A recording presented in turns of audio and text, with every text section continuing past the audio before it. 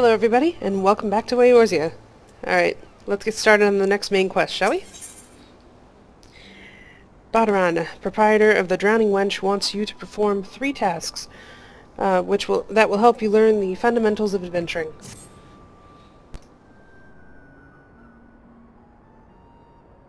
Right then, let's start you off nice and easy with 3 tasks that'll help you get used to life here in Limsa. Bleh. I cannot talk. Okay. Get back into his accent. Come on. Alright. Firstly, if you head down a floor, then point your nose to the west, you'll get an eyeful of the great glowing crystal in the middle of the courtyard. That's an Aetherite, a device that can move you from one place to another in the blink of an eye. Ain't no swifter way to travel, providing there's an Aetherite where you want to go, of course. Have a chat with the Yellow Jacket on guard down there, and you'll be treated to a lecture on the workings of the device.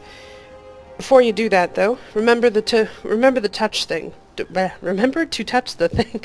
That was weird. Okay. Remember to touch the thing. Strange as it sounds, it won't work till you have. Okay, so I have to touch the Aetherite. Got it? It's a giant blue crystal downstairs. Okay. I understand now. Alright, second on the list is the marketplace. You'll find weapons and armor and all your adventuring bits and pieces for sale in the district what lies beyond the Aetherite. Don't go throwing around your guild just yet, though, or you'll get fleeced quicker and you can say, why is my coin purse so light? Have a word with Swazbleet instead. He's the head of the Merchants League. Okay, I'm sorry, people. Okay, he's the head of the Merchants League, by the way. Give him this old octant and he'll treat you well. Why is he going to treat me well when I give him an octant? Which I assume is related to a sextant, like a navigational tool? Why was... Okay, sure, thank you. Maybe he collects them or something. Alright, for the last of me helpful hints, I suggest you meet some fellow axe wielders at the Marauders Guild. Sounds good, that's what I'm here for. I guarantee you'll learn new tricks for swinging that head splitter of yours if you join their crew.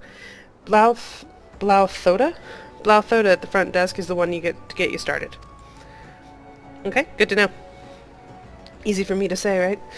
Anyway, got all that, lass? See into them 3 tasks. 3 tasks take you on a little jaunt around the city and help you work out where everything is. Now I've best be getting on. Run along, eh? Bugger it. There I go, sending you off without telling you something crucial. Oh great, what? That bloody calamity's made a right mess of me memory, I swear. Oh, well, that or the ale. Any road, while you're out there, if you happen to pass any poor sods what look like they might need your help, consider giving their tale a woe a listen, eh? Sounds like a chore, I admit, but you never know what interesting opportunities could be lurking out there, just waiting for you to stumble on them. For example, Nania over yonder's been casting glances at you ever since you waltzed in. Why not lend an ear and see what she has to say? You like to find yourself running odd errands in the beginning, but once you build a reputation as a woman folk can trust, jobs will be harder and the rewards more generous. Okay, start small. Got it. If you've the time, I'd also seek the advice of the smith here in the wench. The lads, as bear the title, have some fine advice for them what are just starting out in the profession, and that, my girl, is how you would go about becoming a legend among adventurers. Hello. Okay, talk to the smith. Got it. Okay. Got 2 tooltips. Alright. Main menu. The main menu grants you quick access. Alright, this thing here. For example, you can get to the character, panel under character, blah blah blah.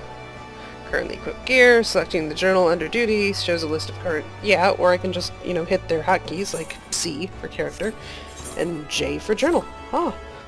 Okay. If you wish to customize the game's various settings, including key binding... Okay, yeah. Already did all that. Alright, game progress is saved automatically, so there are no in-game save and load functions. However, to prevent data from being lost or corrupted, it is strongly recommended that you end each playing session by selecting log out or exit game from the system menu. How else would you end the... I guess you'd turn off your computer or something. Alright, navigation. Pressing M on your keyboard, selecting the mini-map, or selecting Map under Travel from the main menu in the lower right-hand corner of your screen will bring up your map. If a quest objective is located in that area, it will be indicated with a special icon. Okay, location of quest objectives can also be confirmed by clicking on the objective in the duty list. So, yeah. For example, just clicking on this over here, it starts off in the higher level world map, which is, well, not... Okay, this isn't the world map. This is just the map of Eorzea. It's basically the island I'm on. So, this is Vilbrand, and then these are all the areas within Vilbrand, and I am technically in this area. Technically, these two are on top of each other, because they're really just one city-state, but this is the lower decks and there's the upper decks. And then if you go out... Is it one more? No? No, I was thinking, hold on. Center map on location. Oh, that just went straight into lower decks, which was like the opposite of what I wanted to do. Here we go, world map. Alright, so this is the map of the world, and, well, this is the map of this part of the world, of Eorzea, and that's what that says right there. Eorzean, a cool thing that the developers set up for this is that they actually have their own written language. It's English words, but it's written in this different font that, so the letters look different. So, like, some of it's pretty easy to parse out by just looking at it, and then others are kind of, other sets of letters here are kind of hard to get. Like, I think this says Sea of something. Sea of Arc? Maybe? No, that doesn't make any sense. See, that's what I'm saying. I don't understand what these letters are. I mean, I think that's an S, so that's an S too. Oh, this is the Sea of Ash, it's gotta be. I know what the Sea of Ash is, that's the only reason I know that, though. I don't know all the, like, I can look at it, and sometimes I can see it, but then other times don't really remember which font is what. Like, that's Rotano Sea right there. This is Thanalan, which it says Thanalan right above it, so that's a hint there. That says Ul'dah. Up here is Gridania, etc., etc. So, but the font and everything, like, once you get used to it, it's actually pretty cool, because you can read, like, signs that are out in the world, and stuff like that, if the what's the word, resolution is good enough on the sign anyway. And it's just it's a nice little touch and a nice little bit of world building. But yeah, so this is the island that we are on currently. It's Vilbrand. This is the main continent, so we aren't even, like, touching most of the content in this region. But Vilbrand has a lot of areas within it, and it has plenty of content on its own. And then once you hit a certain level, like right now, I believe the ferries and the airship to the other regions of the world are closed to me. So I'm kind of stuck on this island until I get the prerequisite quests to be able to leave the island. But like I said, there's a lot of content here to keep me busy until I get to that point. So anyway, all right. So yeah, it was telling me that my objectives are going to show up on the map. Here you go. There's the Aetherite. The other one was going to the markets, so it must mean... I guess I have to go to the Aetherite first. Alright, so, close to home. Go to the Aetherite first, but let's talk to this girl... Well, let's talk to the smith first. Alright, the smith. As one of the smiths, I provide guidance for those just starting out on the path of the adventurer. For the present, I suggest you learn your way around the city, an endeavor with which Badaran shall no doubt wish to aid you. Okay. Well, he told me to talk to you. Is that all you gotta say? Okay, well, that was helpful. Thanks. Weirdo. Okay. Not at all. Alright, now, I'm guessing I can't go that way yet. Let's see about the other NPCs here. There's just that guy. Alright, there's 3 other NPCs besides Ninia, so... Quintanine. Most seafarers a bloke meets are rougher than a barnacled hull, but these lemons and scrags are something else. Suppose I should expect not less from a city what was founded by pirates. Okay, more of the pirate flair and flavor of this city being talked about. Hey, Gregory. If it is rumors or like-minded fellows you seek, then you have made the right choice in coming to this tavern. It is as a lodestone for all manners of travelers and explorers. Alright, my kind of place. I do like this place. The drowning wench is just like, you know, they could do with like putting some kind of decoration on the ceiling maybe or something, but still, the drowning wench is a pretty nice pub. I like it. It's a good hub. Alright, I don't know how to say that. Sidoja? not Doja, Sidojbi? Or Sithojbi, maybe, if they're going like Tolkien with that DH sound, sounding like TH. Okay, well. Hello, lady. Alright, newly come to Limsa adventure. Then I suggest you speak with Badaran, the owner of the Drowning Wench. Think of him as a guide to our fair city. Okay, I've already done that, so, yeah. Alright, looks like it's just you. Okay, level 1, making a name. Ninia, a veteran adventurer, has some information that might be of interest to you.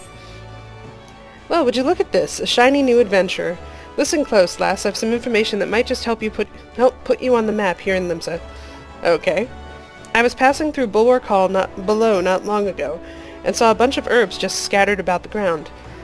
Now, I'm not entirely certain, but I think that they might have been the black market wares known as dream flowers. Limsa is a busy port, and not all the merchants that blow in across the strait are above board, if you know what I mean. How the plans end up in the mizzenmast? Who knows? Might have been a deal gone bad. The important thing is that you make a name for yourself by handing them in. Speak to Skynrel, and she'll get you down to the first floor. Then all you have to do is pick up the herbs and take them to Altskiff at the Octon. Oh yeah, I met him already. Being a worldly captain, he knows a thing or two about such shady goods. Okay, thanks for the tip. Anything else to say? The Drowning Wench will always be a favorite among pirates. She's cheap, she's loaded with grog, and she never says no. Okay, that was not what I was expecting you to say. It's been a favorite haunt of adventurers for nigh on 20 years, ever since a retired freelance and his comrades established the Adventurers Guild here. Wow, seriously. A lot of fellas, man. Okay. Hello, Skynrel. Yes, I would like to go downstairs, please. And I just got another interacting notice. Didn't it already tell me about interacting with things? Could have sworn it did. Oh. Okay. Sanctuaries. A crescent moon icon will appear to the right of your experience bar when you enter a sanctuary. While in this special area, you will accrue a rested bonus. The bonus will continue to grow even if you are offline, which is here. Okay. This is indicating I'm in a sanctuary. Got it. Alright, all experience earned through battling, crafting, or gathering while under the benefit of the rested bonus will increase by 50%. Nice. Your current rest bonus is displayed on top of your experience bar. The dark orange bar shows how much more experience can be earned before the rest bonus fades. If the bar is blue, it indicates your bonus will carry over to the next level. Okay, so if there's like a... I wondered what that shadow was, actually. Okay, cool. Alright. Inns in all 3 city-states, as well as various outposts and settlements, are classified as sanctuaries. To maximize your experience earning potential, make it a habit to always log out in one of these areas. Alright, note to self. Okay, and then interacting on some quests, you will encounter objects with which you can interact by simply approaching and then right-clicking them. I'm guessing that includes these sparkly things, these peculiar herbs on the ground. Alright. And that's what it looks like in third person interacting with us. Let's pick up these peculiar herbs and get them to Altskiff. How many do I have to get? 6. Dang. They're the sisters again. I don't suppose you guys have anything new to say. Whoa! The corrosive will carry you... Yes, okay. The speech bubbles popped up. What did those say? I'm looking for the Admiral. I was looking for a fight. Why are you guys... Okay. I'm looking for the Custom House. Where in the Navigator's name are the airships? When I said I'd follow you to the ends of the realm, I'd hoped that meant we wouldn't ask for directions. Alright. So I guess these girls are basically guides to everybody who's in here, because they're busy being bombarded by requests for directions. Did I see... Oh, I did! There is a player down here. Okay, cool, so I'm in the open world now, I'm not in an instance anymore. And not just that, but I actually know that person, so... Hello. Alright. Anyway. Okay. Alright, I gathered the herbs. Let's talk to you real quick before I continue to main. Alright, yes, I am Altskiff. You have some herbs you wish me to examine. Handing over items. Some quests will require you to deliver items in if an NPC requests an item request window will appear. That would be this. Alright, drag the items from your armory chest or inventory into that window and click hand over. Another way you can do this is by doing this. Right-clicking in the spot and just hitting hand over from the options there. Yes, as you suspected, these are the highly illegal blooms known as dream flowers. They are the prime ingredient in the creation of somnus, a substance whose fragrance is said to lull the sniffer's mind into the sleep of death. Wow, that's serious. Forgive me, I could not resist the jest. Oh, very funny. Alright, these herbs are not more than Althic lavender, a common enough export from AlleluiaElizabeth. In fact, these probably spilled from the crates that were loaded onto my very own ship. I think someone is having a bit of fun with you, miss, but not to worry. You've learned a few things and made a new acquaintance. Well met. That little Lalafell brat. I kind of want to go up and punt her now. Right off the balcony. It'd be great. Fine. Okay. You know what? Let it go. I'm gonna let it go. I will not be so gullible next time. Alright, anyway, some items can be used granting various effects such as instant HP restoration, attribute bonuses, and more. Using an item is as simple as selecting use from the item's subcommands, which is what I did with the right-clicking. All items with recast timers cannot be used again until the timer has expired. Items you use often can be set to your hotbar for easy access, which would be here. Alright, so I got an item with that. Oh, I did. I got a potion. Alright, let's stick the potion here, I guess. For right now. Nope. Not there. Never mind. Alright. Potion on my hotbar. There we go. So if I get in trouble, I can heal myself for 32% of my HP or 160 points, whichever comes first. Alright, cool. And he has another quest for me. Alright, Aldskiff, captain of the trading ship Orion, has some information that might benefit your standing as an adventurer. By the way of thanks for delivering my scattered lavender, I have a nugget of information that may prove useful to you. You see, I was recently approached by an unkempt seafarer, which is not, I admit, particularly unusual for a man of my profession. What was unusual was that he offered a generous sum of gil to be introduced to any adventurers I might know. In my experience, sailors are not known to carry such a wealth of coin about their person, especially with the alehouses of AlleluiaElizabeth so close at hand. Kidnappings have not been uncommon in these past moons. Yeah, I keep hearing about those. I suggest you take this information and speak with Glazrael, the guard who stands... Is it Rail or Rail? Glazrael? Glazrael? I don't know. Anyway, the guard who stands at the entrance of East Hawker's Alley. It never hurts to show a spirit of cooperation to the authorities, lass. Okay, I will do that. Thank you, Aldskiff. Alright, so the main quest over here is... Gotta walk up to the Aetherite and... Okay, touch the Aetherite. I am attuning to the Aetherite. I am attuned to the Aetherite. Yay! Oh.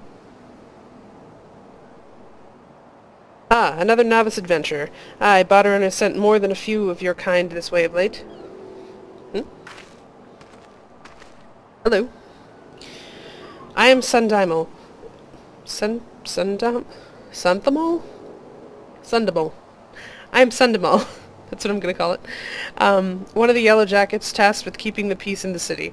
It is also my charge to provide guidance in the use of this device. Fear not, I shall be brief. Aetherytes are crystalline structures that tap into the ethereal energies. They are primarily used as a means to travel swiftly from one place to another. Cool, teleportation. Return and teleport, the most common transportation spells, make direct use of the Aetherytes and their connection to the flow of aether. Okay. And as these devices are found in almost every corner of Eorzea, any adventurer worthy of the name will wish to seek out and attune herself to each one. Once you have expanded your horizons beyond the walls of the city, you will soon find yourself performing the act of attunement as a matter of course. There is, however, no need for unseemly haste. The Aetherytes found in and around the city will be sufficient for the present, I assure you. Should you wish to learn more about Aetherytes or transportation magic, I will be here to answer your questions. Alright, return learned. Cool. You attune with the Aetherite. You are now able to use the return spell. I'm now able to use this, which is instantly return to your current home point. Probably tell me this here too. Spell return. The spell return can be used to instantly travel back to the Aetheryte set as your home point. Casting it does not require MP, which is good. It can be accessed by selecting return from the travel menu or just doing this. It's got a 15-minute cooldown. Only one home point may be set at one time. To make an Aetheryte your new home point, right-click on the crystal to bring up the Aetheryte menu. Which I can't really do. Well, I can do here, but yeah. Alright, so it's got set as home point. I can register it as a favorite destination, register a free destination. Interesting. Aethernet. Current location limits at Aetheryte Plaza. No other Aetheryte shards are available. Okay, so I've got to figure out what the Aethernet's all about in a minute. But this guy said he could tell me more about Aethernet, or about the Aetherites. I want to know about the Aetherites. So, greetings, adventurer. Do you wish an explanation of ethereal travel? I am here to answer any queries you might have. Okay, great. Alright, so this is what you can do with a lot of NPCs around the game. You can right-click on them even when they don't have quests, and a lot of them will have a little menu of this kind, where you can ask them a question or at least get like a little bit of information about some topic that they know about. You don't necessarily need to do this for any reason other than to learn about the world, so that's what I want to do here. So, what is ethereal travel? To understand ethereal travel, you must first understand the nature of Aether. Aether is the source of all life, and the underlying force that makes all forms of arcane manipulation possible. This I cannot read today, guys, I'm so sorry. This ephemeral substance, though unseen and unfelt, flows around and within every single living creature. In the moment of our death, it is believed that a separation occurs between our spiritual and physical forms. Our bodies break down and are absorbed back into the ethereal river, while our souls continue on to the afterlife. This final journey is sometimes called returning to the life stream. However, our ancestors discovered ways in which, through meditation and focus of spiritual energies, one could reduce her body to Aether without losing the grip on her spirit, in turn allowing for travel upon the life stream. These methods have been given the names return and teleport. Okay. So wait, I'm being broken, it's like Star Trek teleportation, I'm being broken down. Reduce her body without losing the grip on her spirit. That actually sounds kind of creepy, honestly.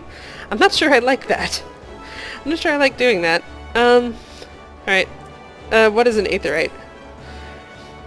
As you travel through Eorzea, you will often come across large floating deposits of a crystalline substance known as Aetheryte. The one before us here is a fine example. It is said that Aetheryte is the solid manifestation of the planet's lifeblood, Aether, and that by touching it, the Aether which makes up our bodies resonates with that contained in the crystal. This is called attunement. Normally, when one's body is reduced to Aether, it will naturally gravitate to the location with which it resonates the greatest, or one's home point. This is why, upon losing consciousness in battle, many awake to find themselves back in an Aetheryte. That's convenient. In other words, Aetherites act as lodestones, assuring that the body in its ethereal form is not lost to the pull of the greater flow. And because signatures of past attunements are maintained within our bodies, it is possible, through some spiritual training of course, to ignore the pull back to the strongest resonation and travel to another beacon. Many refer to this as teleportation. Alright, so that's how you're explaining why I can go to another Aetherite instead of always returning to my home point. Okay, so I need to train, or in this case, probably just attune to the crystals. What is even more amazing is that when teleporting, we can carry those with whom we've created a bond, such as an adventuring party, assuming they have previously attuned with the destination Aetherite. Okay, so you can do party teleportation too. Got it. What is the difference between return and teleport? As return merely involves allowing the body to be drawn back to the strongest ethereal beacon, one's home point, it is fairly easy to execute and requires very little spiritual exertion. Usually a few moments of rest is all that is needed before it is safe to attempt another jump. Okay? Teleportation, on the other hand, comes with a greater price. A great deal of spiritual energy known as anima is required to fight the natural flow of the life stream, and guide one's body and soul to a comparatively weak ethereal beacon. Okay. If one's body lacks sufficient anima, teleportation to a location may prove impossible. Luckily for us, most of us, anima is restored quickly and should not prohibit regular travel. Then why, you ask, must we pay Gil when using teleport? We have to pay Gil when using teleport? Oh, great. Fine. Here I thought, great teleportation, great, travel method. Apparently it cost me money. Oh well. Well, after the calamity, many of the existing Aetherite camps were destroyed. To relocate and rebuild them required a large sum of money, much of which was lent by certain men of business from Ul'dah. The gil you pay when either leaving from or arriving at an Aetherite goes to the paying off of that debt. Okay, so basically we're still paying for the Aetherites being moved. That's what you're saying. Alright, well, good news. Great teleportation across vast distances. Instant, even. But bad news, it'll make me poor. Well, it'll make me poorer. Because excuse me. Because I only have 103 gills, so yeah, there's that. Alright, and it occurs to me as I look at the Aetherite, there is snow falling around me, and some people might have noticed the Christmas decorations. And it's not accurate to say it's Christmas, actually. Well, it sort of is, but the festival, there's a festival going on in game right now. It's called Saints' Day? All Saints' Day? No. Oh shoot, now I'm forgetting it. But there's a Christmas festival, basically, going on in the game right now. And I can actually show you about that later, but that's why there is snow falling, even though there aren't even really, not really even clouds above the area. But they have snow falling in all the major cities now, even the one in the desert, which is just really, it's very surreal seeing that, but it's kind of cool. And then there are people in Santa outfits. Alright, anyway, back to the questline. Alright, Glazarel, I have something information from Altskip to tell you about. That is disturbing news. Your initiative is appreciated, adventurer. I'll have the captain place the Yellow Jackets on high alert. And while I have your ear, I need you to visit Fridwib and tell her the same thing you told me. You'll find her a bit further down East Hawker's Alley. Fridwib has frequent dealings with adventurers, so any warning you give her should soon spread through the city. Okay, so let me get this straight. Basically, upon hearing your concerns, okay, Captain Altskip has told you of a suspicious encounter he had with an unkempt seafarer at the Octon. Head to the entrance, and talk to Glazarel. Okay, so basically what we're saying is this person with the money is trying to lure adventurers, aka people who are not from this area, into a trap, basically, we think. Hello, you look cool. Alright. I see there's a quest above this. I don't even know what this is, actually. Hold on. Let me see. Oh, okay. Sweetnick's Rosy Cheeks. That is a goblin. Well, that's cute. But yeah, so the concern we're dealing with that is the kidnappings that people keep talking about all the time. They think that maybe this person's involved because they're offering money for adventures. I guess there's... Well, he did say they were shady, so I guess that's what's going on there. Anyway, okay. Sweetnick's Rosy Cheeks. The goblin merchant Sweetnick's appears to be in some distress. Oh. Pish caught... No. Hold on. I'm gonna try. Sweetnick's is Beauteous Gobby and craft smart trademaker. Sweetnick's makes busy deals with uplanders. Need deliver letter to gate of Malvan, but Sweetnick's has shiver shakes. Shiver shakes? What the? I don't even know. Alright. Uplander walks to gate of Malvan for Sweetnick's. Uplander delivers letter to tax lady Pataja. Yes, apparently Uplander will do that. I assume Uplander is me. Alright, he gave me a letter now. Deliver the letter to Pataja. Sweetnick's wishes to submit a letter to Limsalumince's tax offices, but is too afraid to deliver it in person. Take the letter and hand it to Pataja at the Malvan Gate. Alright. And the Malvan Gate would be... down here. Okay. I'm going that way anyway. I love goblins and how they talk in this game. It's fun to... The word choice and how they mix words together is really adorable. Alright. We got you here. Alright, Swazbleet. Need to talk to you. A fine day to you, madam. Welcome to the most replete marketplace in the grand realm of Eorzea, where every shelf groans under the weight of wonders born from all four corners of the world. Pray browse the stalls until your eyeballs ache from oogling the overabundance of unbelievable bargains. Now, as much as I would love to elaborate on the unrivaled quality of our merchandise, I must attend to some cargo but recently arrived at the docks. You bear a gift from Badaron. Whatever could it... Ah, my octant. By the navigator, I must have left it behind in the winch, along with a week's pay and several bells' worth of intoxicated memories. Okay, that's why he cares about that octant. A rusted octant, an instrument widely used in the maritime navigation. This one appears to have been a victim of the elements. Alright, hand over this. Sorry, I will handle that free company invite in a minute.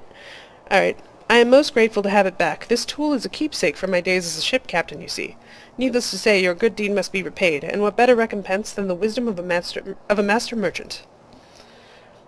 If it is simple and sturdy adventuring equipment you seek, you need look no further than the east and west arms of Hawker's Alley. Lest you doubt, each gil you invest in arms and armor will be money well spent. Adventuring is, after all, a dangerous profession by its very nature. It goes without saying that Hawker's Alley boasts stalls specializing in the tools of every martial discipline imaginable. And within but a few steps are bazaars and apothecaries that will most amply supply all your potion and perishable needs. So you got everything here, basically.